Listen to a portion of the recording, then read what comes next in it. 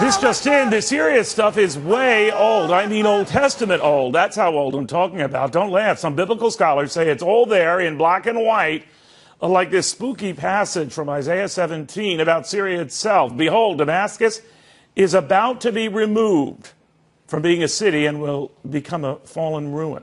That's a couple of thousand years ago. Another passage warns of growing unrest in Egypt and the rise of a fierce king.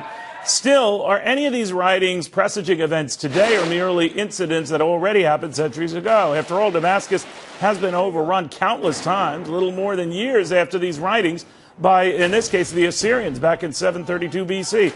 But they are uncanny and they are kind of scary, aren't they? Joel Rosenberg is author of Damascus Countdown and is known for his biblical insights. And a lot of this reads very spooky, Joel. What do you make of it? It is very interesting. These are prophecies more than 2,700 years old, some of them, but they have not actually been fulfilled. Damascus has certainly been attacked. It's been conquered, and as it was in 732 BC. And Isaiah, the Hebrew prophet, prophesied that it would be conquered in 732 by the Assyrian king, and that's exactly what happened in his lifetime. But Isaiah 17 was written after those prophecies that came in Isaiah 7 and 8. And so it has not happened. And in fact, this prophecy, as you just pointed out, talks about the complete and utter destruction of Damascus. That's an end times or eschatological prophecy paralleled with Jeremiah 49. All right, but you're saying there's more in Isaiah that hints at trouble to come. This is from Jeremiah 49. Damascus has become feeble. She has turned to flee and panic, has gripped her anguish and pain. It seized her, pain like that of a woman in labor. Why has the city of renown not been abandoned, the town in which I delight? Surely her young men will fall in the streets. All her soldiers will be silenced in that day, declares the Lord Almighty. I will set fire to the walls of Damascus. It will consume the fortresses of Ben-Hadad. What are we to make of that? Well, you know, in the novel Damascus Countdown, I imagine a scenario in which those prophecies come true in our lifetime. But we don't know that they will.